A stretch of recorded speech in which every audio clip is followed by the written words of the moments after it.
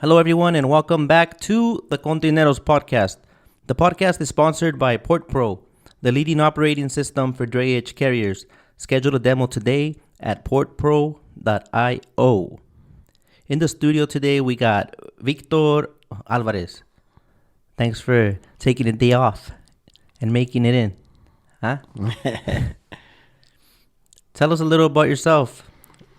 Well, I'm a dock worker. I'm not here representing the union. I'm not here as a union member, but more as a dock worker.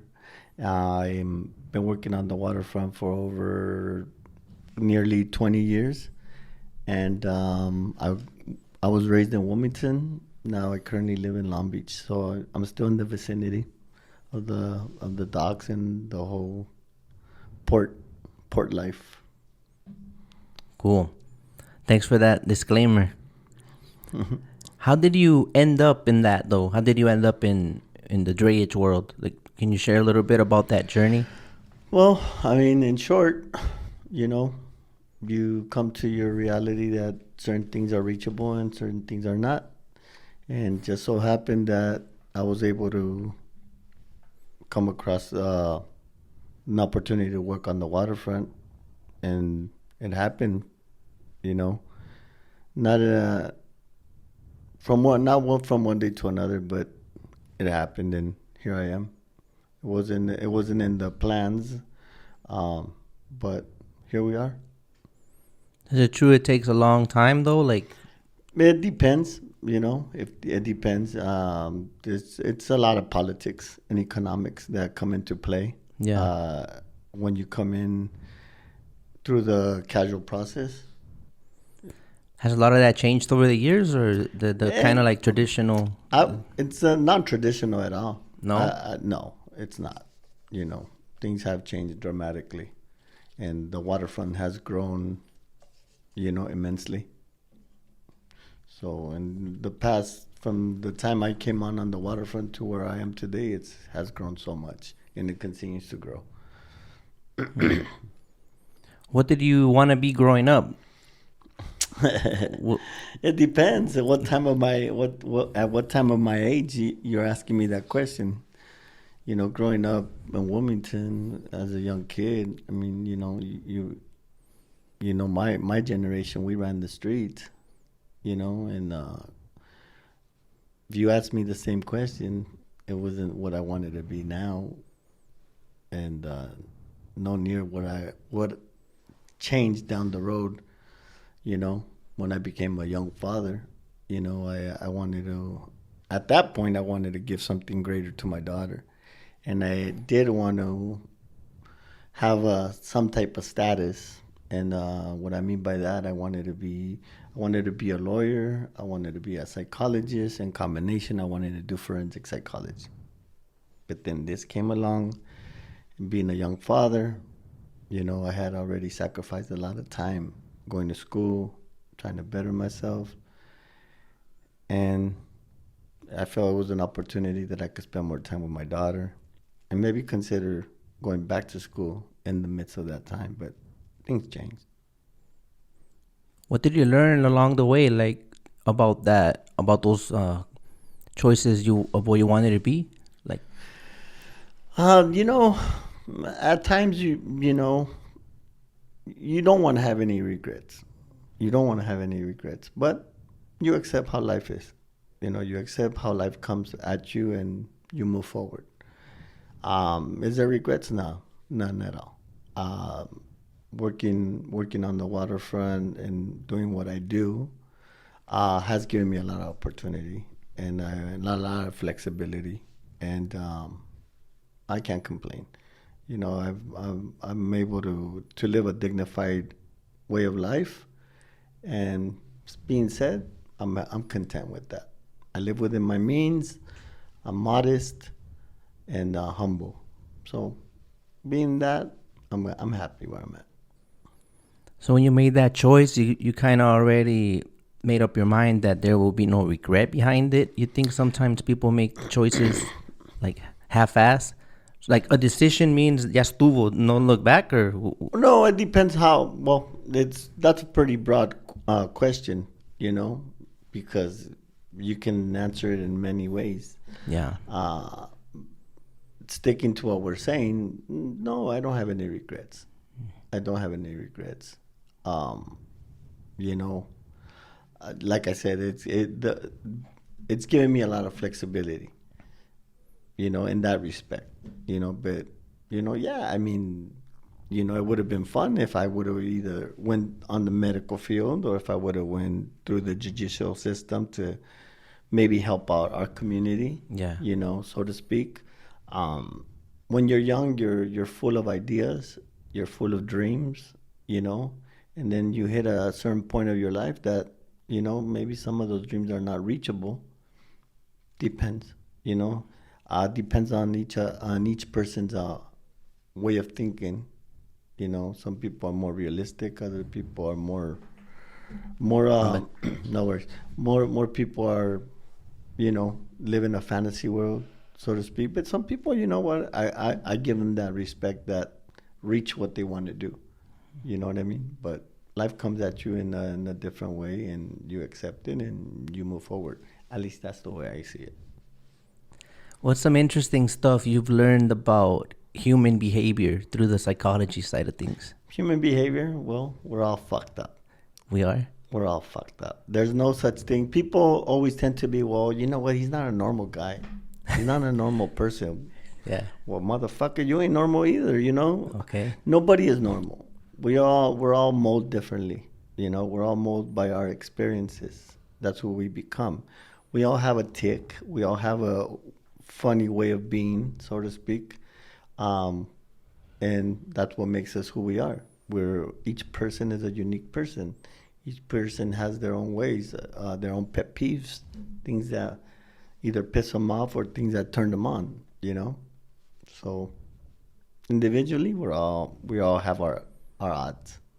So even psychologists sometimes need a psychologist? I think from what I understand, psychologists have a high rate of suicide. So in short, that says a lot. Wow. What okay, this is random, but what the psychology cover, like understanding suicide, or what? Psychology it's a very broad discipline, so you can look at it from many directions. I mean, it's where you wanna grow, or where you wanna study, what emphasis you want to work on. So it depends what you want to study. If you're asking me as a study, a study discipline, you branch off into what you want to study. Oh, okay. So kind of like a pediatrician, gynecologist with doctors. Yeah, because the psychology, the study of a mind is pretty broad. But then when you go on to graduate level and you want to do a dissertation, what is it that you want to study? You want to study serial killers, you want to study suicide, you want to study whatever study or field you want to get into. You think some people go into that field more for the fact of more for like trying to figure out themselves, and then once they're deep, they're like, it's not really what they wanted to do. In reality, they just wanted to know more about themselves. I would speak for myself. I had no clue that that's what I wanted to major.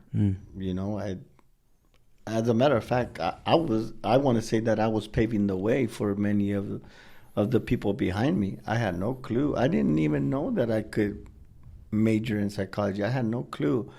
But the more I studied, the more you come into knowledge, and you begin to understand the things that you're learning, and things begin to make sense, then you become more curious to understand things. And then it was like, wow, I'm in the right field. I'm learning about myself, and pretty much whoever you speak to, we all come from dysfunctional families, even whatever it is. I have come from a good family, we're all somewhat screwed up. Yeah.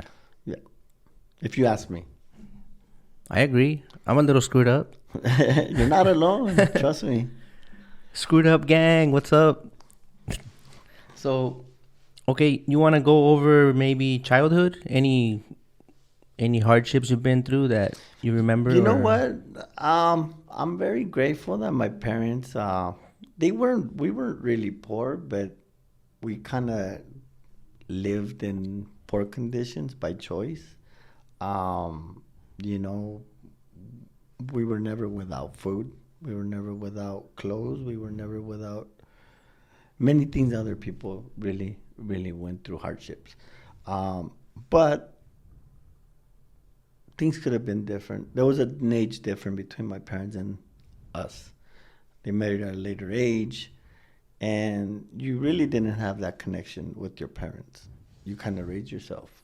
So, if you ask me that, that kind of really went a little different.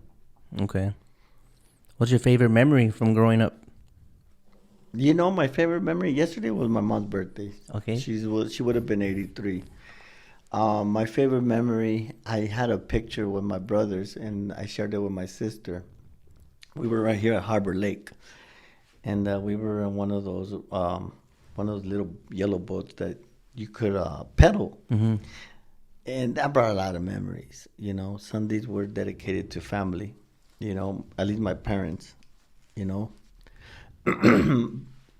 and those were some of the best memories that I had because we would have carne asada on a Sunday. We spent the whole entire day at Harbor Lake. If it wasn't Harbor Lake, it was Point Furman, Cabrillo Beach, anything in the vicinity, And we spent the entire day with my parents, and those were the best memories that I have with my brothers and my parents.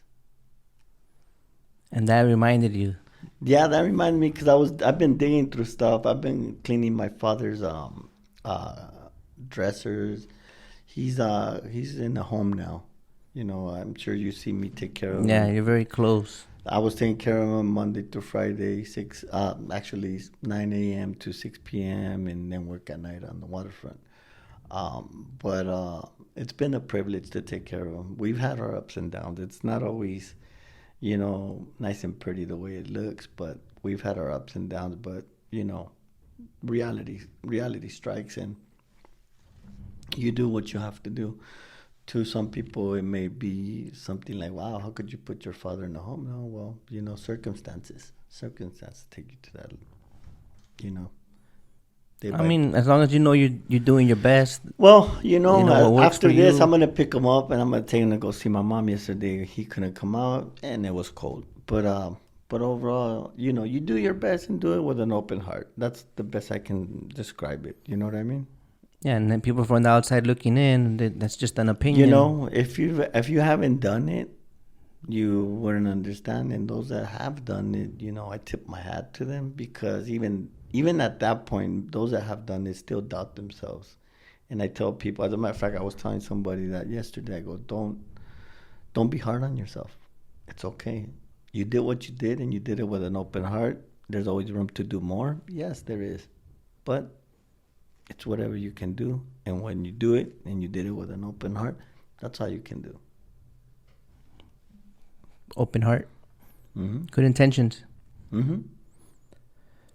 So, if you don't mind, we'll move on to about the waterfront stuff. Yeah. Thanks for sharing that about your family and childhood. I hear a lot that ILW is the union, right? We all know it's the union. Mm-hmm. It's the labor. So what do they mean, or what do you guys mean, in your opinion, by that statement? Like, we're the labor, because a lot of people think that the terminals and the union is the same thing. Like, no, those are two complete different entities.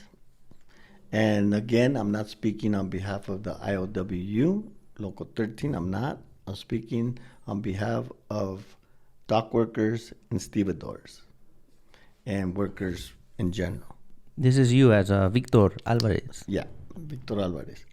And they call me Sotac. That's my nickname, Sotac, on the waterfront and outside. And that's been my street name forever. And it just stuck with me. But as an outside, not representing the union, not representing anybody but myself, and as a dock worker, as a labor dock worker. They're two complete separate entities when you talk about the IOWU and you talk about the shipping companies. Two complete opposites. So our job is to unload and load shipping and cargo ships.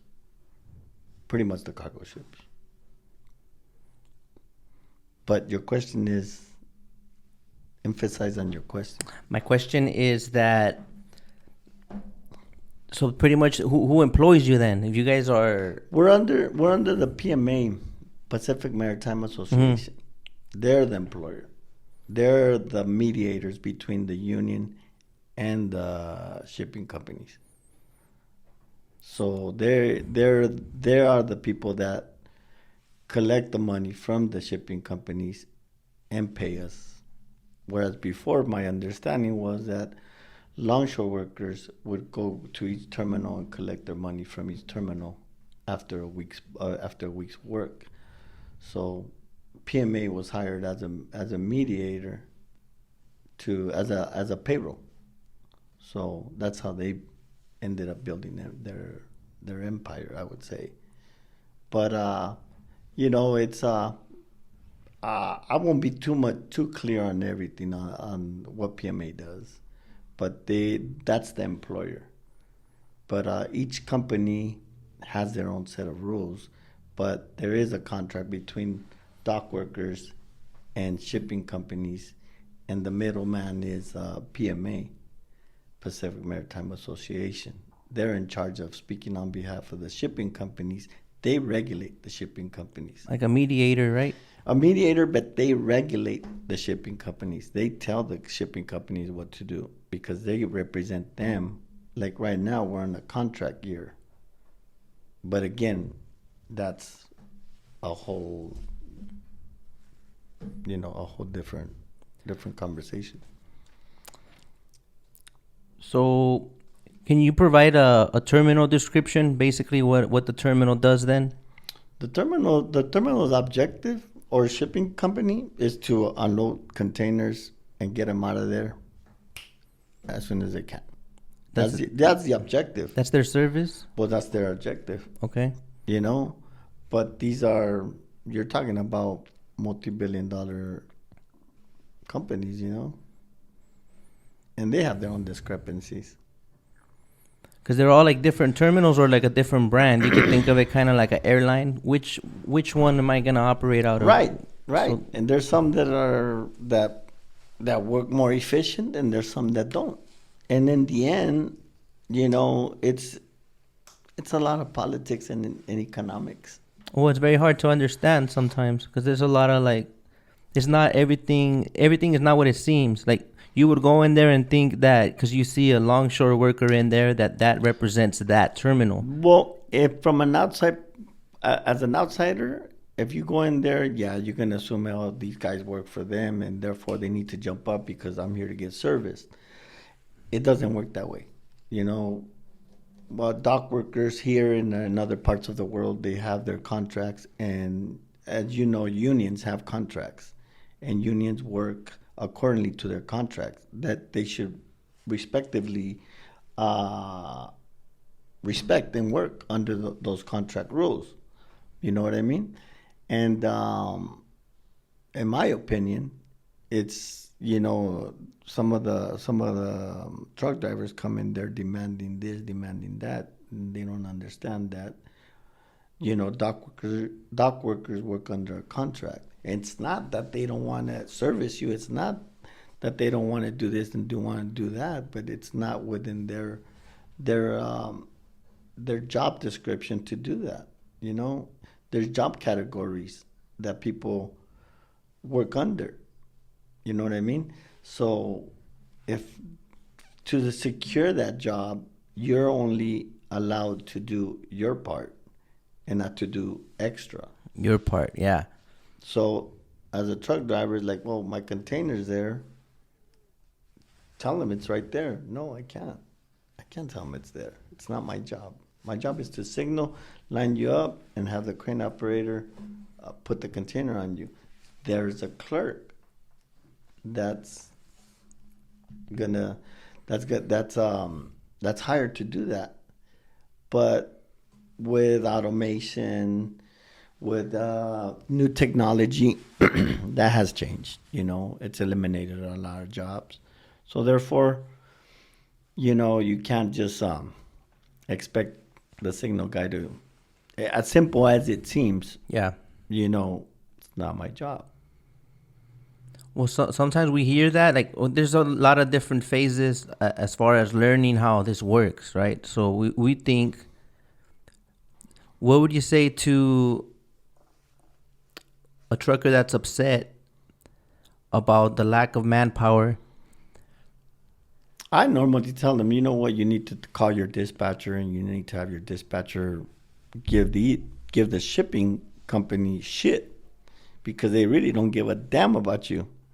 They could give a rat's ass, because it's up to the shipping company to hire more longshore workers or dock workers onto that terminal so they can do the job more efficiently. They understand that if I have X amount of workers to come and do this job, but I rather just not hire for that day as many. And if whatever you service with the X amount of workers, that's what we're gonna do. Well, why can't longshoremen help us help them? Can't longshoremen do that as well? It benefits longshoremen because that'll be more longshoremen jobs. No, it's not gonna. Hey, hire more of us because The it's only making way us look bad. the only way they're gonna help, the only way truck drivers are gonna help us is if the truck drivers tell their dispatchers to demand more workers to the terminal. Then you have more workers being brought from the union to work on that terminal, rather than them cutting in okay, you know what, that signalman could serve as a clerk and help us out. But these are multi-billion-dollar companies. They're already making millions. So why are we going to give them more leverage to make more money? You know what I'm saying? What I'm saying is they have the money to hire more union workers to the terminal so we could work efficiently and safely. Number one is safely. Because if you're out of your job category and you're doing something you're not supposed to and you get hurt, guess what? I didn't tell you to do it. It's not under your contract. So it's more likely that they listen to dispatchers than you guys? Well, in my opinion, if there was more unity between truck drivers have a lot of power. They can make a lot of things happen if they stuck together. I've worked as a dock worker. I've worked on terminals, and and I've seen truckers cut off each other. I've seen truckers get in front of each other. And what do? It's not my fault that he got in front of you. Why are you blaming me?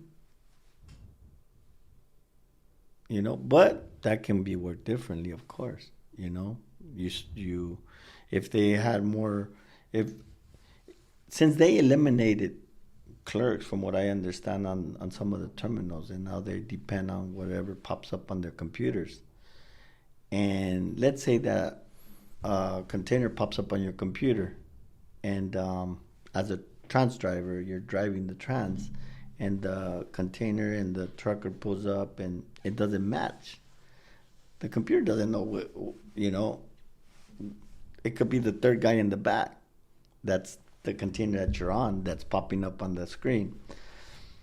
By then you have to stand by, because you need a clerk to come out and look for it. Before there wasn't that. Before, the clerk would line up all the truckers, know where each container was at, went out of his way looking for it and chalked it up, put it on the chassis, and as soon as it pulled up, it was more efficient.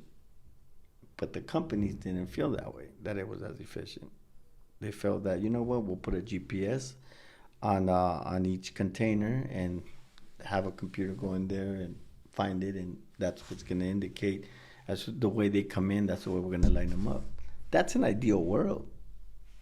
Maybe in Europe it works, maybe in China it works, but we're a whole different layout. So it's still in the works. I mean, I've worked dock work a few times as a trans driver, and it's not as efficient. So they're probably willing to invest instead in technology that eliminates manpower versus taking on a complaint of bring more people. The way I see it as a dock worker, the way I see it is that truck drivers are getting the short end of the stick. Why? Because you guys don't have any, truck drivers don't have any representation. Give me a second. Mm-hmm. Turn that a little bit. There you go. Yeah, truck drivers don't have any representation. At least there's a few. My understanding, Teamsters, and they get paid by the hour, not by the load. From my understanding, I don't know if that's changed. I've been dispatching for a while, but again, I'm not here representing the union. I'm here representing myself as a dock worker, and from my experience. Yeah. Based on my experience is what I'm going off of. And in my opinion, I don't feel I've been represented by the Teamsters. As an owner-operator, I don't think they represent owner-operators. Well, what it comes down to is politics and economics, unfortunately. You know, we could sit here and talk about how unions are and how they work.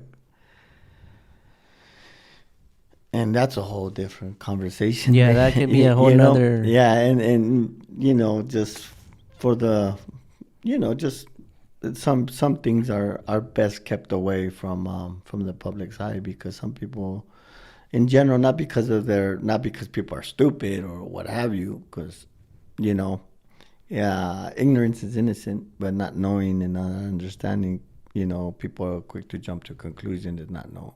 That's why we're here, because by the same token, ignorance, you know, not knowing and understanding, people jump to conclusions. Yeah, this helps a lot, even though it's, you know, it's never going to be 100%. And people, you know, the thing is that people think that when you call somebody an ignorant, people are quick to say, oh, well, you're calling me stupid. No, I'm not calling you stupid. Stupid is knowing right and wrong, and you choose to be stupid. But being ignorant is not understanding. It's just a lack of something. Lack of knowledge. Yep. Ignorance is lack of knowledge. It's not that you're dumb. It's not that you're stupid or whatever way you want to look at it. It's not a negative.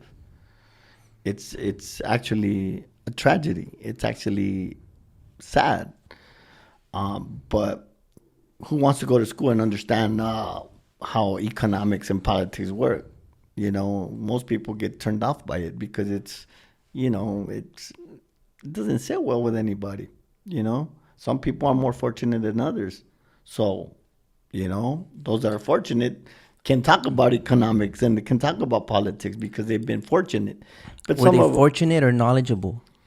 Well, who knows? Right? Absolutely, and that can be both. But right. Those that are fortunate are knowledgeable and have a better understanding. You know, because of their privileges. Yeah. But some of us have, just by mere luck, I would say, some of us are blessed, you know, and some of us forget that we're blessed. You know, yeah. Some of us, you know, and I can go off into others. I mean, you know, that's why I keep saying, hey, I'm representing myself as a dock worker, not as a, you know, longshoreman, but as a stevedore. And reason I say that, because I have to be very cautious of what I discuss here and not go into the political end of the union. But, you know, we both know that if that were to be discussed, that would be like interesting is not the proper word. I think it's just it'll be on a whole nother level. Oh, And that's the part that proves to me that it'll never change, because that has to remain obscure. That has to remain hidden. no, not really. Because if you don't have all the facts, there's No. always a puzzle that's missing. Well, yeah, because you know what, there's certain conversations that are, left, like union talk is between union workers, and if you belong to a union, you made an oath. Yeah.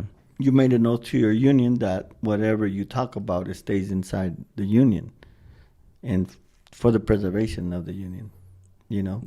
But one can have an objective conversation Yeah. in regards to politics and economics and how things function. And the sad thing is that, both longshore or dock workers and truck drivers are merely one workforce. Yeah, but I'm not gonna lie and say that we feel. I mean, my opinion, we feel left out. You do feel left out because And the things that impact you or that could be good for you, it's all fine and dandy and like support. Because I don't know if I'm tripping, but I remember like you guys wanted support when it was about automation or stuff that will affect you guys. And so let's say you win that war, all those benefits apply to you guys, and we're just kind of happen to support it. Well, if we did, although the majority didn't. It's funny that you say that because, the reason, and this is away from, from the political end. Yeah. But even knowing that those jobs are going to be available in the future, it's only fair for the public to be behind unions, because you want to have unions to be still be there. Maybe not because of you, because right now you're working outside of a union, but in hopes that maybe one family member from your family or somebody that having that opportunity there will one day become part of that union that gives a better dignified wage. You want to protect that, even though you're not in it. You want to protect it and at all costs, because someday somebody in your family could become part of that union. So you should always stand behind a union that has opportunity and gives opportunity and has a good way of looking out for its workers. As long as, of course, it has a good leadership. I wanted to look out for truckers, even if we're not a part of it. But the thing with truckers, we go back into the 70s, we go back into the 60s. A trucker made good money. A trucker lived a better way of life, had a better dignified cost of living. Yeah. Versus going now, because what? Who broke their union? Who said, hey, you know what? I'll take that container out for cheaper than what you're paying these guys that are unionized. So who screwed it all up? And now you want to mend that? They ran with it. Or who made it appealing at the time and we didn't know what we were getting into. That's the problem. Kind of like when the M&M agreement, like at the time, maybe. You seem to be knowledgeable, so I don't know. I mean, looking into going back, I think would be, since you're very involved in this, and then I want to say going back to its history and understanding what broke the truckers union. I'm down to learn more about that. What group is behind that? And sadly, I haven't. I just go based on from what I hear.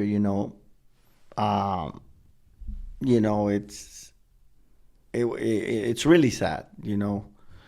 And now you want to fix that, and that's what happens when you bust a union, when you break a union.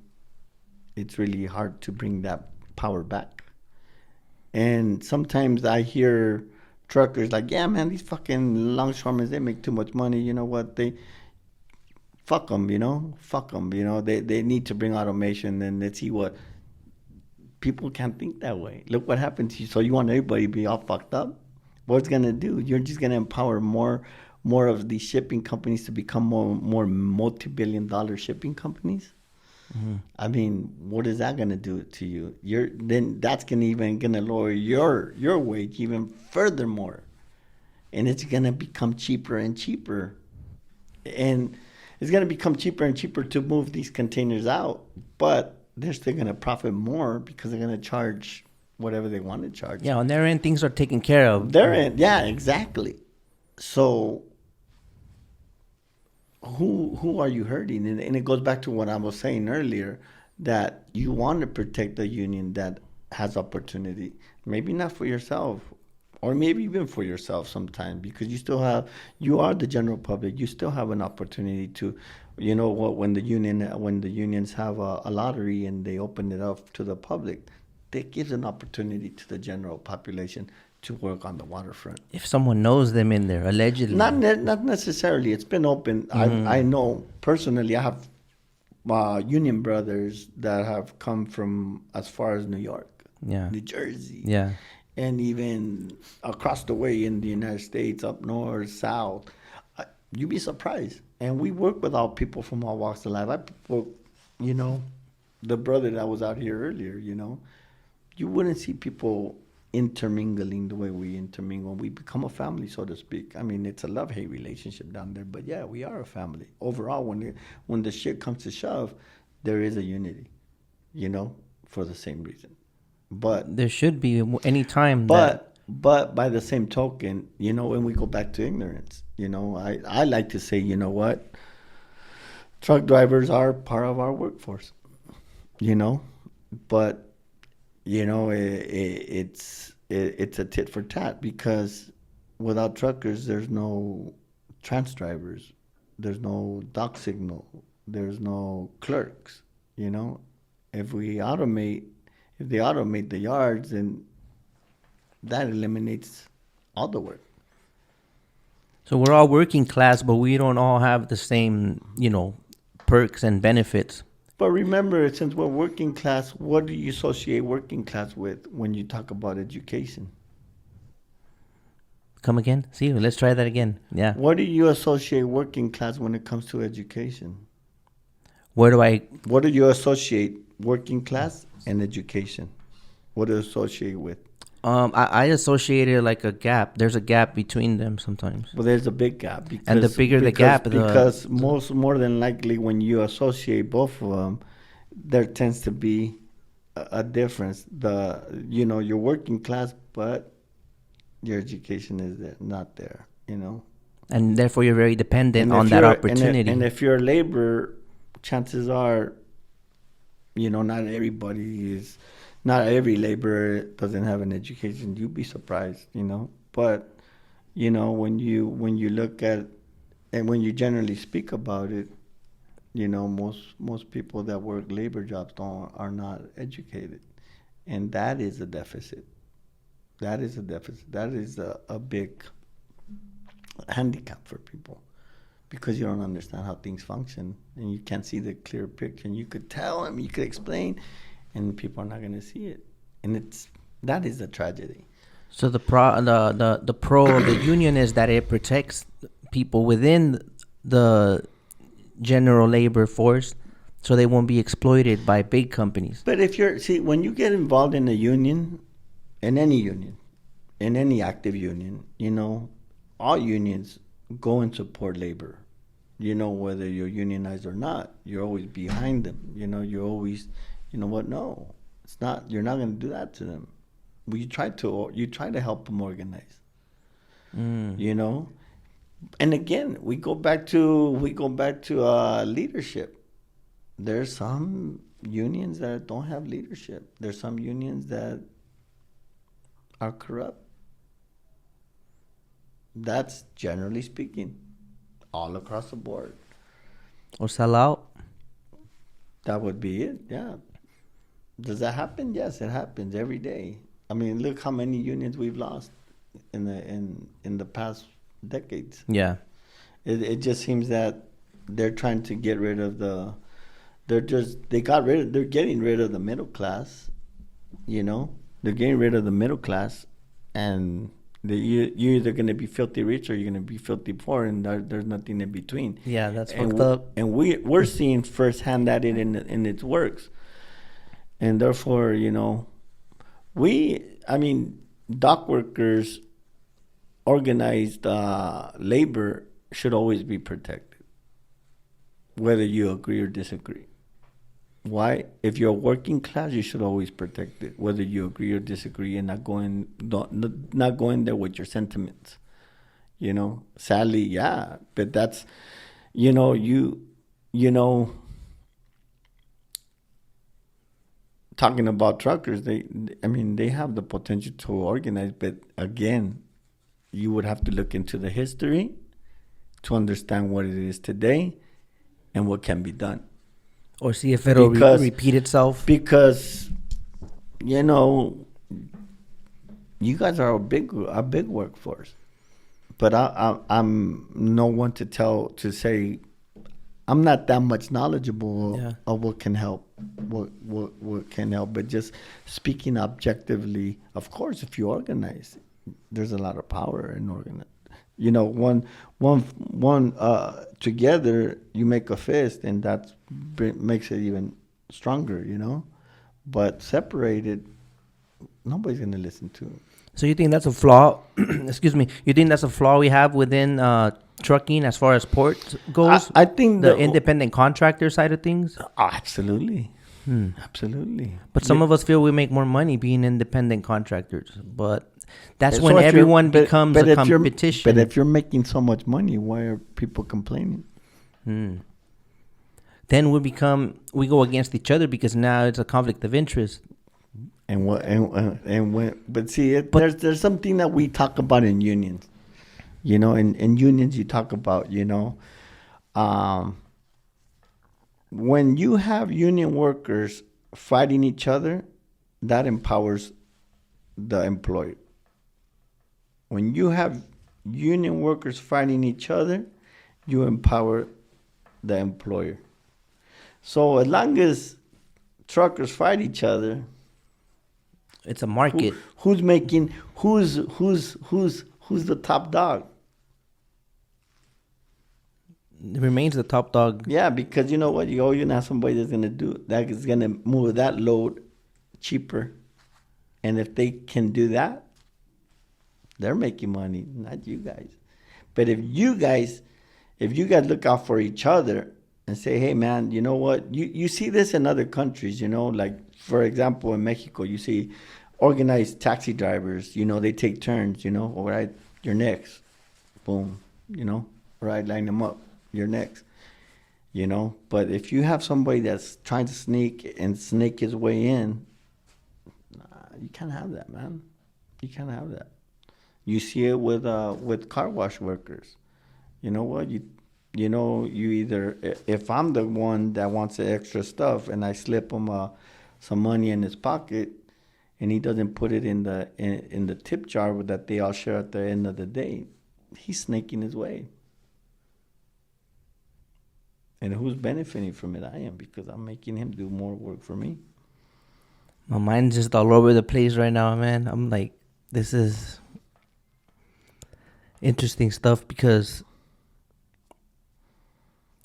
I don't want to be negative, but it feels like it's not going to change anytime soon. And like that light bulb has to go off. Because the problem is the biggest challenge that we have, and not as a dock worker, not as anything, but in our community, our biggest challenge is ourselves.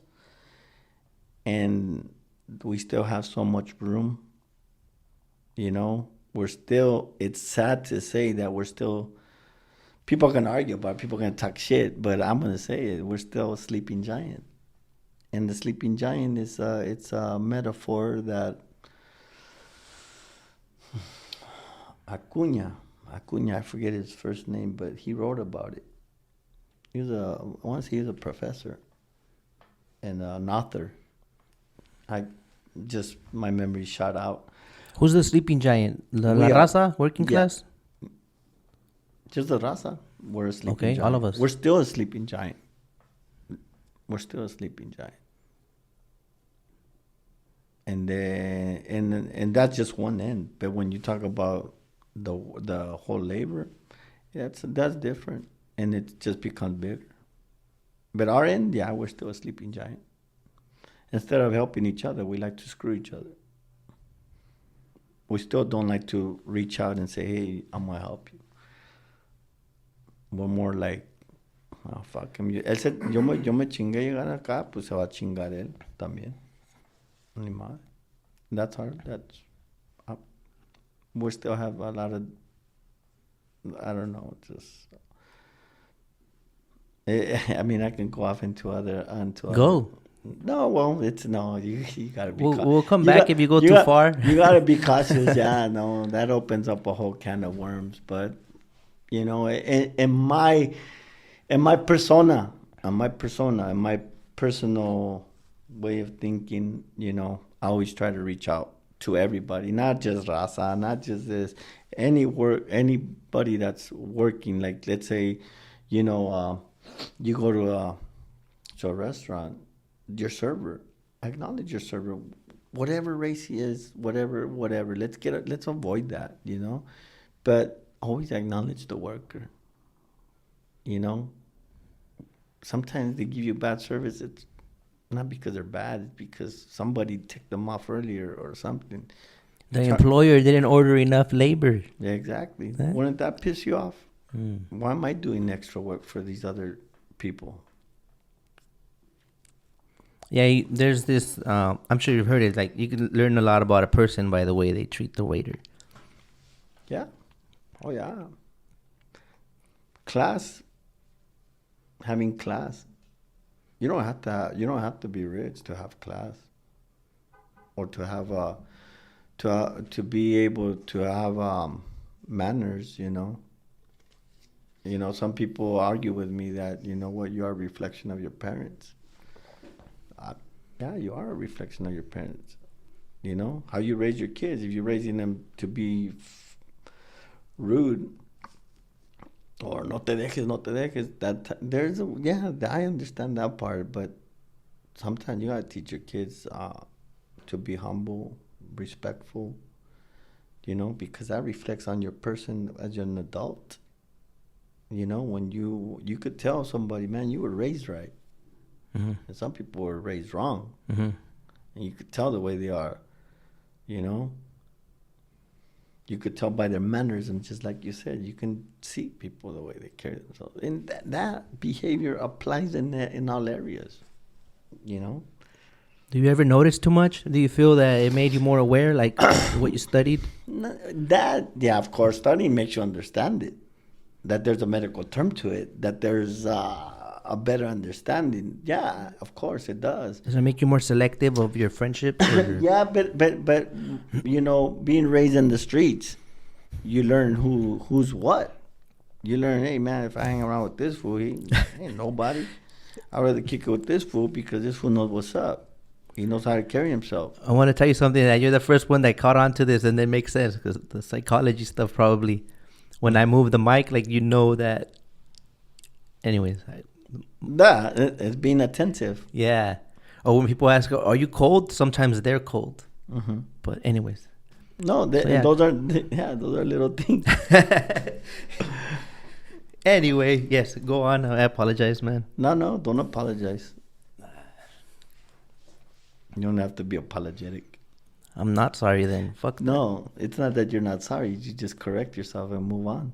Let's go then. Let's go on. Yeah. Since I already interrupted you, then let's just carry on to the next thing. Can you tell me more about the levels of, because there's levels to it. People, from my understanding, you start off like at like a casual, put in some hours. B book, A book. What is all? It's not levels. Seniority. Oh, okay. Seniority. That's a nice way of saying the top level. No, because you know, unions, you know, if you understand them, the way they were formulated, the way they came about. There's you know, the way they began. You know, the beginning, the fundamentals. You know, and I gotta be cautious because then you have all these people are like, oh, the way in modern politics right now. You know, you say certain things, certain words, and people are like, "Oh my God, oh, you know, that's so anti-American, this and this and that," and you got to be cautious because it has to be. There has to be. Nobody's above anybody. You know, especially in the union. You know, we're all, but you have to respect the seniority. It's an unwritten rule to respect seniority, and of course experience, and of course X amount of years, and yeah, and how you move up the ladder in the union. It's your time. You got to put in the time. You have to put in the work, and that applies in everything. But yeah, how you gonna have a casual drive a trans or a crane? You can't. But I mean, would they be able to do it? Yeah, they can do it. I mean, it's just put into practice. In time that person learns to drive a machine. Yeah, that can happen. But a promotion goes to the person that's been there longer, and that's how you move up. So in short, what's the journey like in towards seniority? Casual, ID. Well, that would be the order. That's I want to say that's how it works. Most people come in as through the casual process, and there's other areas as well by demand of the companies. But I wouldn't emphasize too much on it now, and I would be better off a record to talk about that in detail. But again, here I'm just trying to clear things between workers, dock workers, and truck drivers, that we all are working force, that we're all the same. We're all laborers. We just happen to be, on the other end because of what the union has done, how much they have fought, how much they have sacrificed. And don't get me wrong, there's dock workers that can jeopardize everything and jeopardize everything that has been built, everything that has been fought, everything that took ages to be where we're at today. And yeah, just like the general public, there's people that don't have the slightest clue of how things came about. They just didn't come about overnight. It came about through hard work. People sacrificed. It was people that did put in the work before, so we can benefit from it today. And then there's people that today don't even have the slightest clue, and they just want to take, and they don't get back. You know what I mean? And that's within the union. Do you think, like, when they started using steadies, that was thrown in there to kind of throw you guys off balance? That would be a personal question, but people, because steady kind of goes against you don't want to use the word traditional, but the whole thing of showing up to the hall, like it's always been, show up to the hall, get the job of the day. That depends who you speak to. Then the steady might seem. I mean, that can create a division between workers, yes, but it depends. I know a lot of people that have steady positions and are strongly about unionism. And they give a lot of their time to the union. So, it depends who you speak to, The steady, in a way, it's not them trying to take that worker away from your union, kind of like prioritize. I don't think they would be the term. It's the individual that shies away from the union. It's the individual that shies away from the union and gets caught up on the way making good money. And what, I'll give you an example. Labor Day. Some people forget what Labor Day is. Some people, you know what, I make my money, I'm taking my family on vacation. And then we go marching and there's not that many people. When that should be one of the most important days for all laborers. And really take pride into that Labor Day march. But it's up to that individual to acknowledge the hard work that got you where you're at today, what gives you, what feeds you, what clothes you, what gives you everything. And all the workforce should be there present, not only Longshore, but everybody in general. All the working class. I'll touch this one more time, the steady subject. When that started, was it an issue at first? What made you guys accept that? Because it kind of seems to me like it goes against the whole everyone's the same. Once you become steady, but that's the thing that I'm telling you. That depends on that person. It depends who you're talking to. I don't see it as a problem. I mean, if you go by the ignorance of others, you know what, the steadies, they don't even come to the hall, But there's also unwritten rules that people do. And that comes with seniority, I'm assuming, as well. I'm thinking that it applies in general to everybody. You get I think where you're going with it, that you get attached to the company, and the company does this, does that, supposed to give you perks, supposed to do that. Who knows what happens? Or protection from when it's the situation that happened recently. A trucker had an issue with a clerk that we're assuming is a steady. Keyword, assuming. This is all hypothetical as far as Then the superintendent opted out of, saying the person's name. The superintendent didn't identify himself either. So it's like if that never happened. But see, if you talk to a superintendent, who are you speaking to? Well, he represents the terminal. So why is he protecting that person? Because it's a steady. Probably make them look bad. No, because in the end, he's protecting the company. If that steady worker is steady working under a company, he's protecting the company. He's not protecting the worker. He's protecting the company. He's protecting the company from something bigger. Remember, they look out for the best interest of the company, not the worker. Just that, to me, that at that point, that they seem like accomplices. That worker is dispensable. That worker can be replaced. So why would he give a rat's ass about a worker that can be replaced? You know how many people are ready to take that position? But even then, the same people that I know that talk shit about steadies wouldn't mind being steady somewhere. Yeah. Just like some truckers that talk shit about union wouldn't mind being part of the union either. Of course. But they're on the other end. So the thing is that we're saying is, we're speaking the scenario that you're giving me. What is the best interest of that superintendent to look out for the company? His ass is kissing that company's ass. Yeah, because that anonymity, it never happened. Because if something happened and it's gonna fall on the company, who's gonna go first?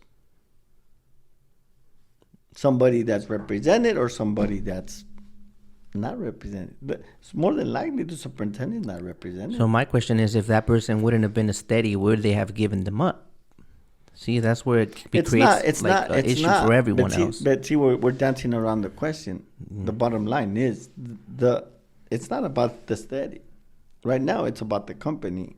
And if I'm correct, it's gonna be that superintendent. If it goes sideways, you were under supervision during this incident. Where in the hell were you at? What were you doing? Who's covering? Whose ass is being covered? Yeah, that steady could get fired, slap on the hand. Why? Because we have representation. Yeah, it would be just from that job site. But But again, it's your union that represents you. But a superintendent has no representation. You know what I'm saying? Yeah, it's a job title at that terminal. So what is he going to do? He's going to try to protect himself as much as he can. For that reason. Well, that was a good move. Anonymity, like it never happened now because we don't have no one to there's no one's going to be accountable. But let's say, for example, and it keeps happening to the next driver, and on and on. Let's just say that that you guys have representation, and you follow the same protocol that a union person has representation. And we're speaking objectively. We're not speaking what the longshore does, but in general, if a trucker had representation, would this be continuing to happen? It all boils down to that. It's organizing. Truckers should have been organized years ago. It should, and in all reality, let's just say, what would have happened if the union never broke between truckers? When you say the union, to your understanding, what union are you talking about? Like, what was the name of it? No, I do not. Oh, and okay. I told you, and I made that clear earlier. I don't know the history. So I can look that up. I don't know the history. But there was something going on. I would say between the 70s and 80s, how that came about. What was the detriment to that? What came about that it became what it is now? Yeah, that word, deregulation.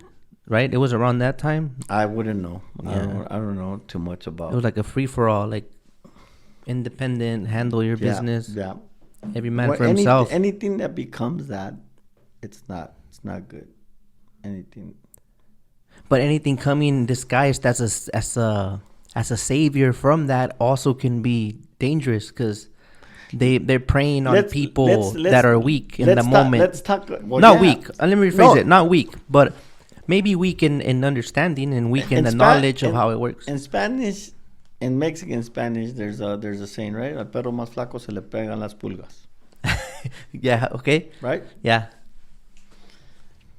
That's what happens. But you're talking about a multi-billion-dollar industry that can go left real quick in the wrong hands, and then that kills the spirit. And I think that's happened a few times. I don't know the names, but there's been attempts, and every time people they lose a little more interest, then it becomes your reality. Like, it's just the way it is. Pues así son los puertos, no va a cambiar. Like, have you talked to other estibadores, dockworkers from around the world? No. There's groups on Facebook. And they've had the tragedy. They've shared some of the tragedy of how much jurisdiction they've lost, how much power they've lost, how much jobs they lost. To who or what? To the employers. Oh. The same employers that employ us here, the same shipping companies, but overseas. Oh, okay. So it's a ripple effect. Eventually, it's coming to our town. Eventually. But as long as we have unions that will fight to the end. Look at Australia. Look at England. Look at Spain. Similar characteristics that our union has are in those areas, and they lost a lot. These are powerful people. Powerful people. And, it's politics and economics. And that's when you get into those discussions, it goes deeper than that, and I'm not knowledgeable. I'm not going to sit here and talk out of my ass when I don't know jack shit. I'm just speaking as a dock worker by my experience and what I see as me, Victor Alvarez, the way I see things as an individual, seeing both ends. Yeah. And I can go deep on either end, but, it's okay. It's pretty deep, But that applies to anything that you speak about. That has to do with politics and economics. Some people will agree and some people will disagree, and that's fair. That's fine. But it depends where you stand as an individual, where you stand, and your principles that you hold strongly about. That's where it's at. And many might hold strongly to something even if it's no longer of doing them them a disservice. I'm not speaking about your people. I'm speaking about like truckers. But sometimes they might feel like this might be a hard pill to swallow at some point if we come to realize that we will need some kind of organization. But let's talk about truckers. Majority are people that have come from other countries. Majority. I'm not saying all of them are. You got people from the Midwest that come. You got white people that come. You got people from all walks of life that come and that work hard. You know? But overall, generally speaking, the majority of people come from far end countries where they come from really where they felt a hardship growing up. And it's apparent by the way you talk to them and the way you speak to them. And even just as little as what they're making, they're very happy with it. Yeah, in comparison. They're like, damn, this is good money. I can do this. I can, you know. Some are very hungry for that. But you know. But but when you wanna organize, well, no. Well, if we organize, it's gonna take away from me. How am I gonna? No, I can't do that. Fuck that. I'm gonna go the other way. Fuck that. Estos están pendejos. ¿Qué quieren organizar? Yeah. Están güeyes. Yo no voy a pagar. You got construction workers. You know, te metes a la unión y te chingan. It's a really strong subject. You know what I mean? It's really strong. But you know, as a labor, this is the thing. As laborers that we are, yes, I'm on the other end. That's gracias a Dios.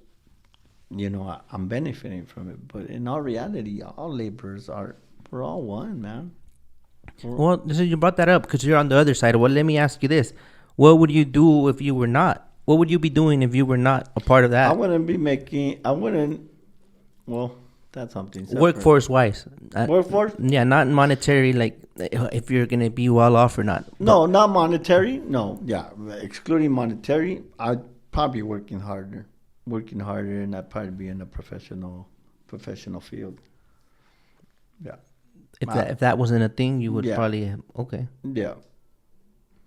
And in the professional field, you think that topic would come to mind, organizing, or that's something that it's like independent as well, right? Who knows?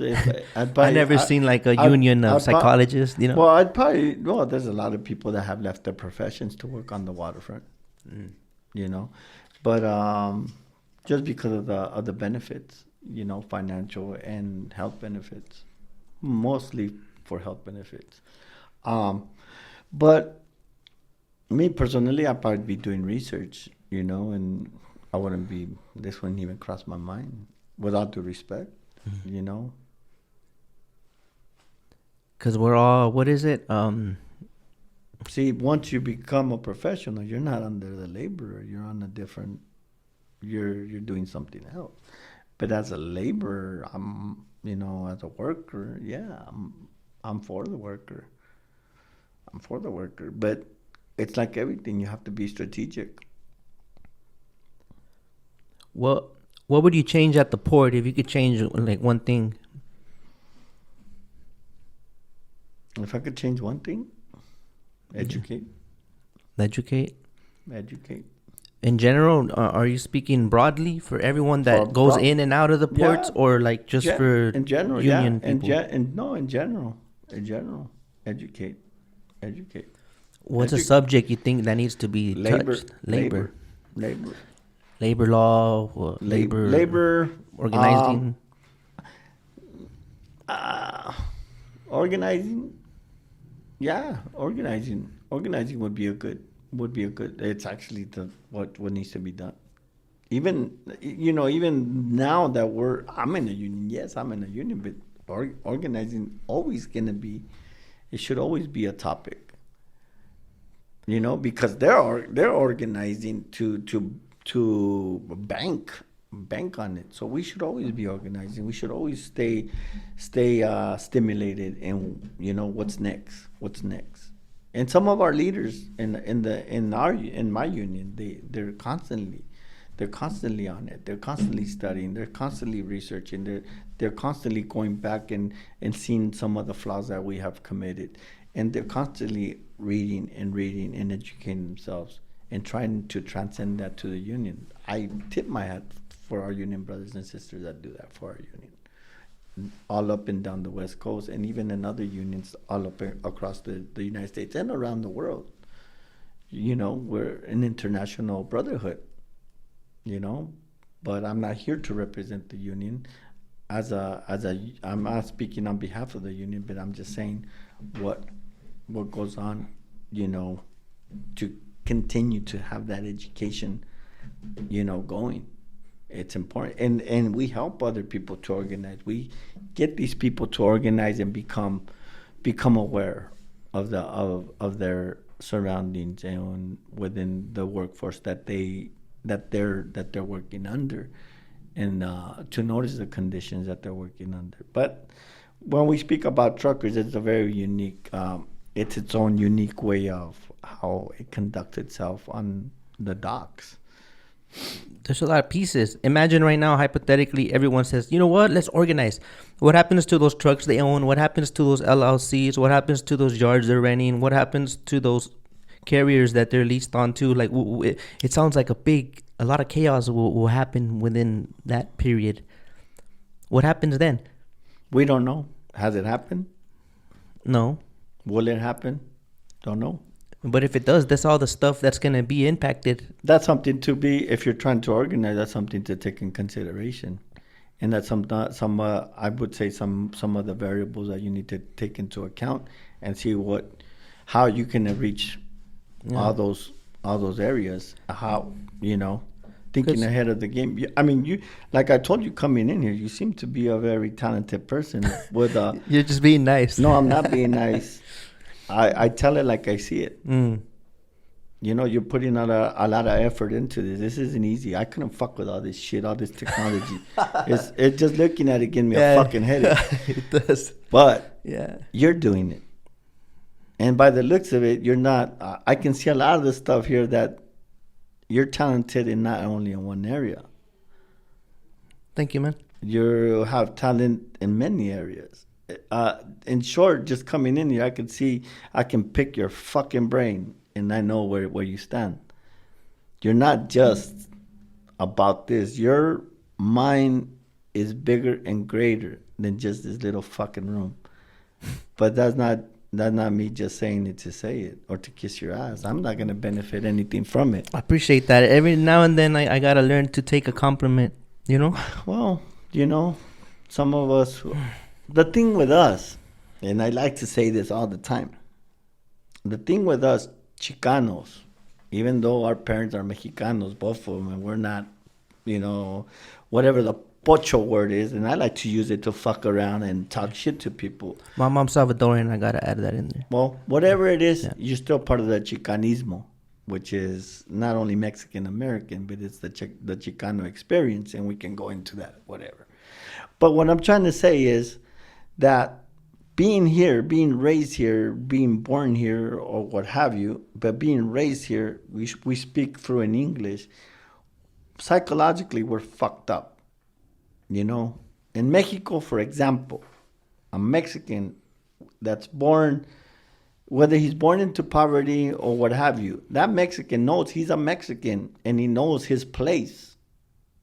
He knows soy Mexicano and he's confident about it and he takes charge. But we're here and we're like, fuck, I know I'm a Mexican, but fuck. I think I speak in English, I think in English, I dream in English. We're always searching for our roots. I want to know more about my people. I want to know this, I want to know that. And we're always searching for that so we can have that confidence to say, this is what I am. We stay in guest mode instead of just owning it. Yeah, and you go over there and we're always in doubt. We're always in doubt of ourselves. We're always in like, I can't do that. But a vergüenza, I don't feel too confident. But that's also a big problem with But yeah, I mean, no, you if you continue to doing what you're doing, then you're gonna get far. You have a lot of ideas. You're hungry for those ideas. Me, I just want to write. I don't know. I used to be ambitious for material things. I used to be ambitious for power. I used to be ambitious for many other things. Not anymore. What did you learn along the way of that desire? Or I've what? learned a lot about myself. I've learned a lot about myself that, I'm 48 years old. I'm not a child anymore. You know, in a couple of years, I'll be half a century. I have to think. At this point in my life, I need to think a little different. I need to carry myself a little different than what I used to be a few years back.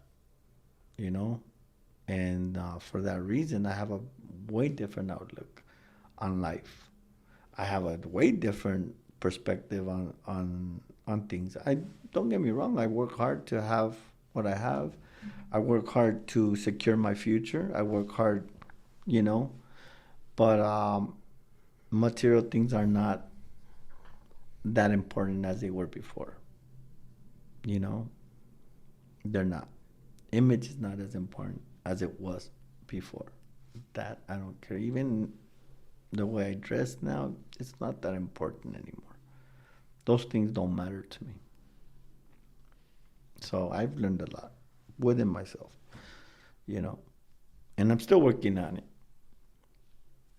Will I ever get it right? I don't know. I can importa that. But one thing I do hold dear is humility. And I always try to remind myself, I could be an asshole to people, but I always try to remind, was I an asshole? Yeah, you were. You know what? Try to go back and say, hey, I'm sorry, man. I apologize. I maybe came too hard on you, but I didn't mean it that way. You know? And sometimes I come off like that, but I don't mean it that way because it's not who I am.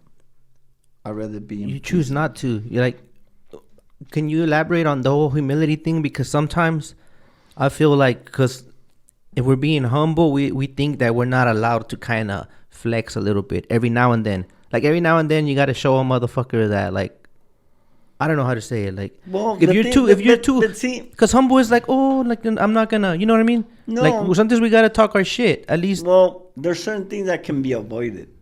yeah. And you choose. You can choose. You can. I don't know about yourself, but you can see somebody down the street, and you know what, this guy, I could either, you know what, fuck it, I'm gonna challenge this motherfucker. Who's that motherfucker thinks he is walking all the way he's walking? Fuck him. A mí me la pela. That's the way we think. Or you could be like, if I do that and I challenge him, who knows? He could pull out a knife, he could pull out a gun, or you could beat his ass, you could go to jail and be in jail, whatever. It can go either way. Or you could just say, you know what?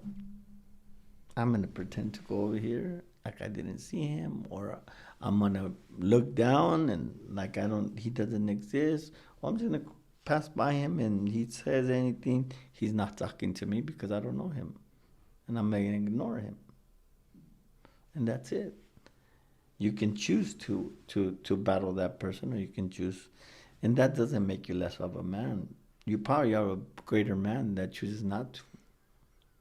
The greatest battle is the one that never took place, or something like that. Something like that, right? Some like generals, that. Generals said that. Yeah. But you know what? It goes back to how you want to live your life. You want to live your life constantly mad, angry, having that machismo in you, having that I'm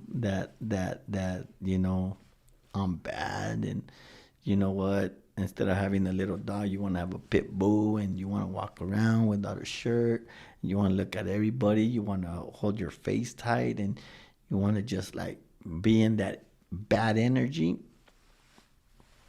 More power to you, man. Let me go about my business. I don't like that energy. I like positive energy. I like being around positive people. Not people that are ambitious about money and, I got a big house and I got a big car and I got Rolexes and I have this and I have that. I'm buying another company, and more power to you, man. That's what makes you happy. Hey, good for you. That seems to come up in arguments at the terminals. I've heard arguments where that the monetary status comes up as a shit talking. But that goes to everybody. But that goes with this. You know, that like, goes. so does that mean that if you were to lose your job tomorrow, that you ain't shit? Because you place your value on that. Well, some people. I mean, depends who you speak to. I mean, you have truckers that got more shit going on outside of their truck, their little trucking, whatever they do. Mm-hmm. They got more money. It depends who you speak to. I mean, you got people. I know gardeners that have better shit going on than I do, and you're like, damn. You know, there's people that are ambitious in all walks of life. Yeah. And they come from humble beginnings. And some people, my biggest thing is those, not just because you have things, you forget to be humble. There's people that have a lot, and they're still humble. There's people that have less, and they're still assholes. You know, they want to blame the whole world for their misfortune. But there's people that don't have anything, but they have so much to offer. And there's people that have abundance, and they still remain humble. It depends on the individual.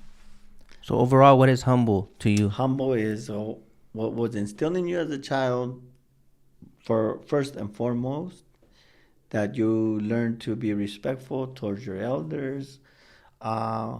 Somebody offers you whatever they have, and you accept it, but you accept it genuinely, and you're okay with it. You know? If somebody offers you a pupusa, for example, you know, and it's small, but you know what, I don't want that, you know. But if you accept it, hey man, you know what, me la voy a chingar bien a gusto, and you're gonna be really grateful for it. That's humility. You know, when you see somebody down the street and you see them sad or something happen, and you can acknowledge it, and you say, hey man, you're right. That's humble. You know? Being humble is tener humildad, being connected with your good side of yourself, the good of you, the righteous, you know, the righteousness. That's humble to me. You know, and there's positive energy that draws those people. That draws those people to those people. And that's why you are connected with those people. There's a force, I think, in my belief. It's what, you know, that pulls you to those people. You could be in a different country, and that force will bring those people near you. How it works, I don't know. Can rich people remain humble? I just said that they are. There's rich people that are humble. I know people that are well off and that remain humble. You know, they just had the better end of it, but they remain humble. Humble has. It's just the character then, because sometimes they said the money would change you. It's a characteristic that was instilled in you by your parents. Yeah. You know what I mean? Si tus parents si tus padres no te enseñaron ser respetuoso, ser humilde, you know, then it's hard you can't transcend that into a person as an adult either. Sometimes people need to hit the rock bottom to understand what it means, and sometimes they create that. Se desarrolla ese trait along the way sometimes. I believe so. Yeah. What do you see as moving on to another topic, if that's okay with you? Mm-hmm. What do you think is the most common issue between the truckers, or as they call them, the outside truckers? Mm-hmm. I fucking hate that term, but anyways, what's the common issue between them and union members? Do you see that it's disrespect, misunderstandings? Like, no, what's the main problema? I don't think it's a misunderstanding. I want to say is an outside trucker is somebody that's not an outside trucker is not within the union, but and that is that I can see where you're coming from, but it's mainly that you're coming into the yard, and for the most part, outside truckers don't follow the rules that we have to follow. Now, I'm not saying that everybody on the waterfront follows any rules. Yeah. And but pretty much, I can't tell you what to do. You're not under my authority, unless I'm driving a big machine and I tell you I honk once, I honk twice, I honk 3 times. You follow those commands. Other than that, I'm nobody to tell you what to do. I'm nobody to tell you, hey, get off your phone while you're driving. I can't tell you that. Hey, why'd you blow that stop sign? I can't tell you that. Can you even tell your brothers that? Yeah. Oh, you could check them like that? Yeah. Because we have a contract. But nobody likes to be told what to do. That's right. We're all adults. And as an adult, you should know what to do. That you have a contract, there's a book, you need to read it, you need to follow it. Humans don't follow rules. But what do you think is the biggest issue between us? That why it's evident that there's some kind of bad blood or whatever. It's not bad blood. It just, we go back to the ignorance on both sides. Ignorance within union workers that don't acknowledge outside truckers as being labor, part of the same labor. Truckers are not acknowledging union workers that they fall under a contract and that there's certain things that they cannot do, and there's a lot of expectations from truckers. So it's a lot of misconceptions on both ends, and there's a lot of conclusions on both ends, and people draw their own conclusions, and it creates a separation. There's a history of how can I say it? There's already a history of conflicts, right, that led to this. Like, it's humans. I mean, humans are always in conflict. Humans fight. There's always that. But ignorance is what prevails everybody. That's what creates more problems. We see it on an everyday basis, within the union, within workers, within people, in general.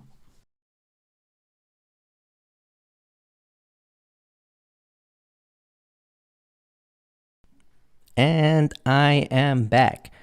Normally, this is the part where I would say we're back if we took a quick little break. But during the break, I learned that Victor had somewhere he needed to be. That's my mistake. I should have asked his availability before I started recording. But with that being said, there will be a part 2, as we were about halfway through this interview. So tune in for part 2. We'll see how it works out. So I want to thank Victor for taking time out of his busy schedule to tap in and let us know a little bit about that side of drayage. And we will catch you guys on the next one. If you want to reach out to Victor through social media, on Instagram, his handle is at Bacardi74. BACARDI, and the numbers 7 and 4. Thank you guys for tuning in. If you have any questions for him, drop them in the comments, and we'll be sure to bring them up on part 2. Peace.